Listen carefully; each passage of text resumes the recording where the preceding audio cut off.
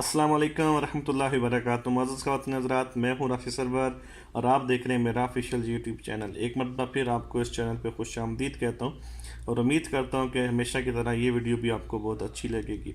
आज की इस वीडियो के अंदर हम एक फार्मेसी से ताल्लुक़ रखने वाले हमारे बहुत प्यारे दोस्त हैं फैसल शहजाद साहब। इनका ताल्लुक़ अटक से है और पिछले 22 साल से ये फार्मेसी की फ़ील्ड से वाबस्ता है। आज हम इनके साथ एक इंट्रोडक्शन टाइप इंटरव्यू करवा रहे हैं फार्मेसी की फ़ील्ड के रिलेटेड, ताकि वो अब आप जो फार्मेसी की फ़ील्ड ज्वाइन करना चाहें या इस काम को करना चाहते हैं तो उनके माइंड में जो क्वेश्चंस आ रहे होते हैं हम उसके ऊपर आज बात करेंगे। तो चलते हैं फैसल शहजाद साहब की तरफ और इनके साथ आपका तारुफ करवाते हैं और फिर इनके साथ कुछ क्वेश्चन का जो सिलसिला है उसको आगे बढ़ाते हैं। लेकिन उससे पहले एक छोटी सी रिक्वेस्ट हमेशा की तरह कि हमारे चैनल को सब्सक्राइब करें और इस वीडियो को दोस्तों के साथ शेयर करें ताकि तमाम अहबाब का फ़ायदा हो सके। वालेकुम अस्सलाम वरहमतुल्लाहि वबरकातुहू। सबसे पहले राशिद भाई आपका बहुत बहुत शुक्रिया कि आपने अपने प्रोग्राम में मुझे दावत दी। दोस्तों, मेरा नाम फैसल शहजाद है और मेरा अटक शहर के साथ ताल्लुक़ है। मैं फ़ार्मेसी या मेडिकल स्टोर के शोबे के साथ मुंसलिक हूँ और तकरीबन 16 साल से मैं अपना ज़ाती कारोबार कर रहा हूँ। मेरा बिज़नेस फैसल मेडिकल स्टोर के नाम से है और मेन शहर में छोई रोड के ऊपर वाक़या है। फार्मेसी का बिज़नेस या मेडिकल स्टोर का बिज़नेस कैसा है दोस्तों, सबसे पहले मैं ये बात बताना चाहूँगा कि बिज़नेस कोई भी हो, अगर उसको कुछ उसूलों के साथ किया जाए और समझदारी के साथ किया जाए तो ये बहुत अच्छी चीज़ है। जी सर, बहुत शुक्रिया। सर ये बताइए है कि मेडिकल या फार्मेसी का जो बिज़नेस है ये कैसा बिज़नेस है, इसके बारे में थोड़ा सा इंट्रोडक्शन करवाएंगे हमारे नाज़रीन को। दोस्तों, अगर बिज़नेस की बात करूं तो बिज़नेस कोई भी हो, आपके पास कम से कम 3 चीज़ें होनी चाहिए। नंबर 1, आपके पास काम का तजर्बा होना चाहिए। आप जो काम करना चाहते हैं वो काम आपको आना चाहिए। नंबर 2, आपका एक अच्छा इमेज होना चाहिए, आपकी रेपुटेशन होनी चाहिए और आपके अच्छे लोगों के साथ अच्छे ताल्लुकात होने चाहिए। और तीसरी चीज़ है, आपके पास पर्सनल और टेक्निकल स्किल्स होने चाहिए। अब बात करते हैं कि फ़ार्मेसी का काम करने के लिए हमें किन चीज़ों की ज़रूरत होती है। नंबर 1, इस काम के लिए लाइसेंस का हसूल बहुत ज़रूरी है। पहली चीज़ है लाइसेंस। नंबर 2, काम का तजर्बा होना चाहिए, आपको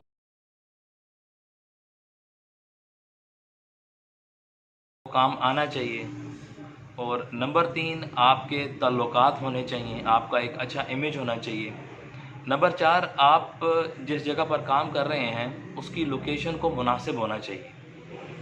नंबर 5, आपके पास मुनासिब सरमाया होना चाहिए। और नंबर 6, आपके पास इफ़रादी क़ुव्वत होनी चाहिए। नंबर 7, आपके पास टेक्नोलॉजी होनी चाहिए। अगर आप टेक्नोलॉजी का इस्तेमाल करते हैं तो आप अपने कारोबार को अच्छे तरीके से रन कर सकते हैं। और नंबर 8, आपकी अच्छी नीयत होनी चाहिए।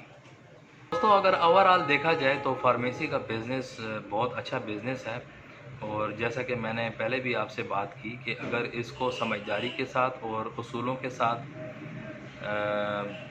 अच्छे तरीके से इसको किया जाए तो ये एक बहुत अच्छा बिज़नेस है, बाइज़्ज़त है, एक अच्छी पहचान, अच्छी शनाख्त वाला बिज़नेस है। मेडिकल स्टोर या फार्मेसी के हवाले से अगर आपको मज़ीद किसी भी तरह की मालूमात चाहिए हों तो आप मेरा नंबर भी नोट कर सकते हैं, 0321-570-2484 और आप मुझसे बराह रास्त रहनुमाई ले सकते हैं। आपका बहुत बहुत शुक्रिया।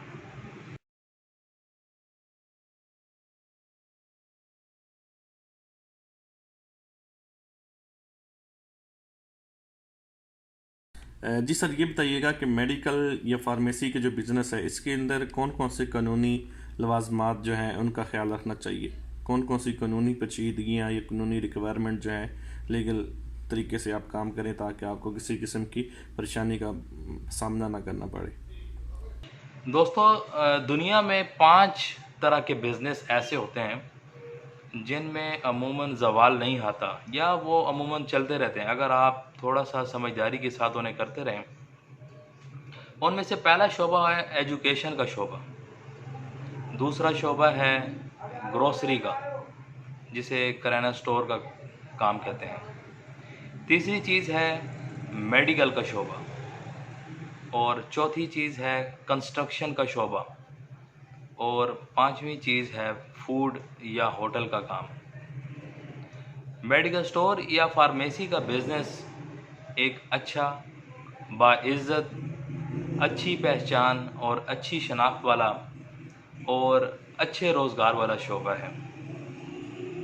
फार्मेसी की लीगल रिक्वायरमेंट्स में हमारे पास 3 तरह के लाइसेंस होते हैं।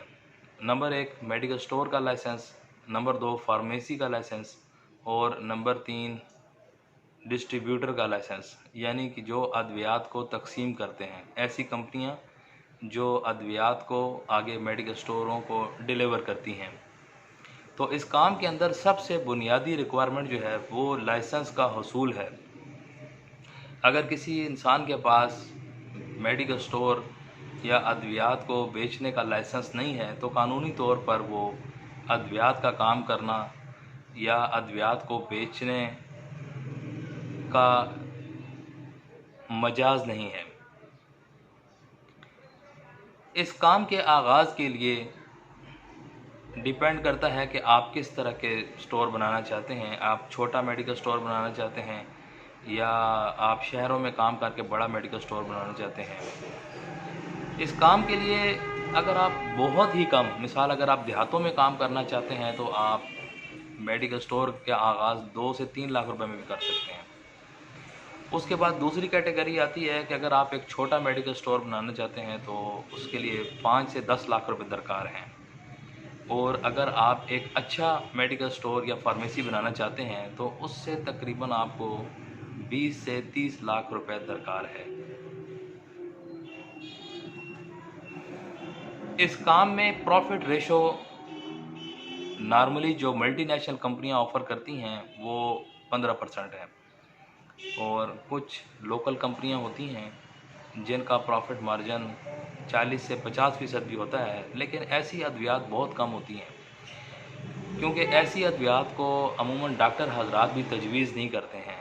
ये ऐसी अद्वियात बतौर प्रैक्टिस अपने तौर पर, मतलब कोई खांसी का सिरप हो गया, कोई एंटीबायोटिक हो गया, कोई पेन किलर हो गई, मतलब इस तरह की चीज़ जो है वो मेडिकल स्टोर या फार्मेसी का क्वालिफाइड पर्सन वो अपनी तरफ से दे सकता है।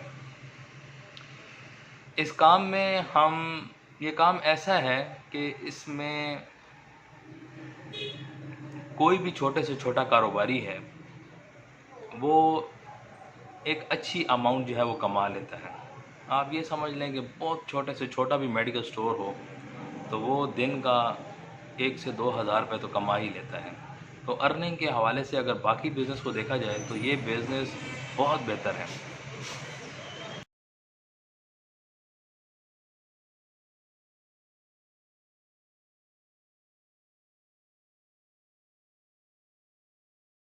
सर ये बताइएगा कि मेडिकल स्टोर या फार्मेसी का जो बिज़नेस है इसके लिए किन किन चीज़ों का होना ज़रूरी है, बेसिक रिक्वायरमेंट्स क्या हैं इसकी?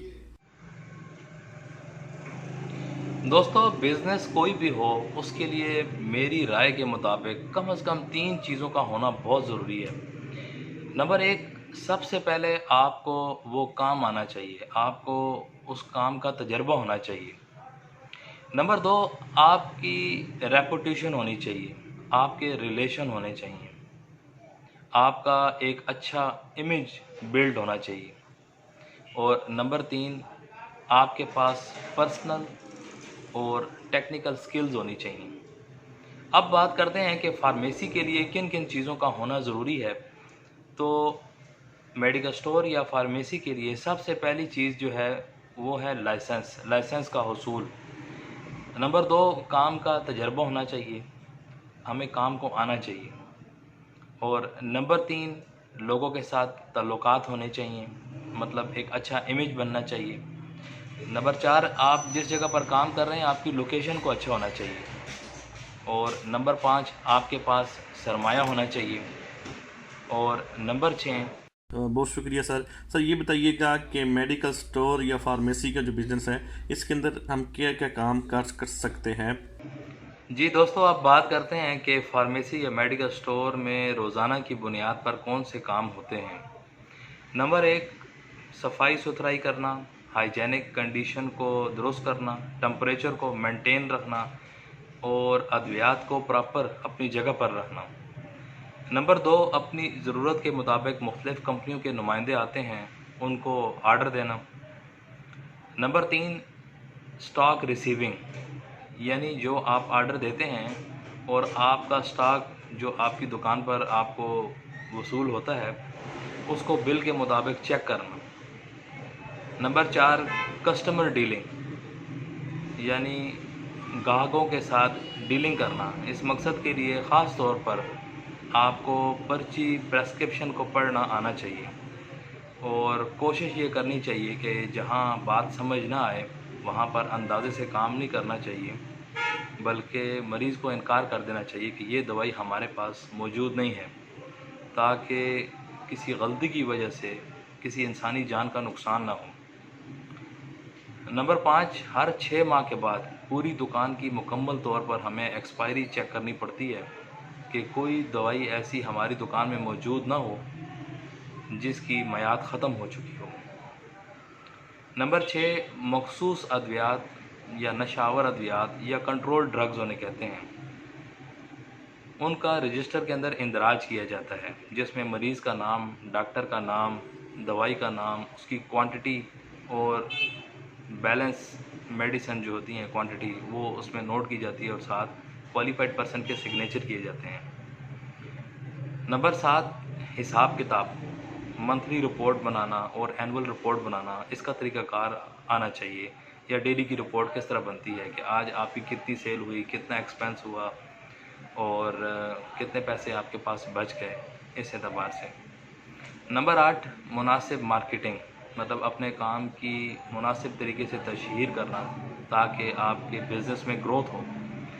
नंबर 9, मुतलका अथॉरिटीज़ जो होती हैं, महकमे के जो लोग होते हैं, हमारे ऊपर जो अथॉरिटी होती है उसे ड्रग इंस्पेक्टर कहते हैं। इसके अलावा और भी टीमें होती हैं, वो आ सकती हैं, दुकान का विज़िट कर सकती हैं। और नंबर 10, अगर कोई गोदाम है तो उसकी मुनासिब देखभाल करना। सर ये बताइएगा कि मेडिकल स्टोर या फार्मेसी का जो बिज़नेस है, इसके अंदर कौन कौन से इश्यूज़ आते हैं, किन किन परेशानियों का सामना करना पड़ सकता है, इस बारे में बताइएगा हमारे नाजरीन को, ताकि वो इन चीज़ों के ऊपर अमल करके फर्दर जो लॉस है या रेपुटेशन है, कोई भी प्रॉब्लम है, परेशानी है, उनसे बचा जा सके। जी दोस्तों, आप थोड़ी सी बात करते हैं कि मेडिकल स्टोर या फार्मेसी के काम में क्या मेन इश्यूज़ हैं, ताकि ये भी थोड़ा सा आपके जहन में होना चाहिए। पहली बात यह है कि ये एक फुल टाइम जॉब है, इसमें आपको टाइम बहुत देना पड़ता है। अगर आप कहें कि आप अपना कुछ वक्त देकर ये काम चला लेंगे तो ये बहुत मुश्किल है। नंबर 2, ये एक हसास, एक सेंसिटिव काम है, इसमें सुस्ती या लापरवाही जो है वो बिल्कुल नहीं चल सकती। अगर आप ये कहें कि आप दुकान में बैठकर टीवी देखेंगे या मोबाइल देखेंगे या दोस्तों के साथ गपशप करके अपना काम चला लेंगे तो ऐसे बहुत मुश्किल है। ये इसमें एक छोटी सी गलती भी जो है वो एक इंसानी जान जो है वो ले सकती है, इसलिए इसमें एहतियात की बहुत ज़्यादा ज़रूरत होती है। नंबर 3, अद्वियात की ख़रीदारी की तमाम ज़िम्मेदारी जो होती है वो फार्मेसी या मेडिकल स्टोर की अपनी टीम के ऊपर होती है। बिल के मुताबिक कोशिश ये करनी चाहिए कि मुतलका डिस्ट्रीब्यूटर से और बिल के मुताबिक ही अद्वियात को चेक करके उन्हें वसूल करना चाहिए। नंबर 4, अगर आपकी दुकान से कोई भी दवाई किसी भी तरह की कोई एक्सपायर बरामद हो गई तो ये एक बहुत बड़ा इशू है, लिहाजा इसमें बहुत कोशिश करनी चाहिए और इससे बचना चाहिए। अगर ऐसी कोई दवाई बरामद हो जाए या और कोई किसी किस्म की वायलेशन हो जाए तो उसका ये होता है कि हमारा बुनियादी तौर पर चालान होता है, उस चालान को फिर डीसी ऑफिस में मीटिंग होती है और अपनी वजाहत देनी पड़ती है, और अगर आप मुनासिब अपना रीज़न साबित कर दें तो वो एक अलग बात होती है।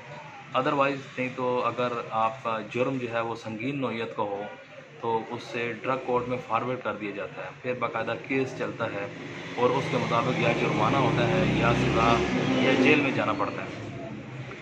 नंबर 5, ये एक ऐसा शोबा है जिसमें आपको लंबी छुट्टी आप नहीं कर सकते।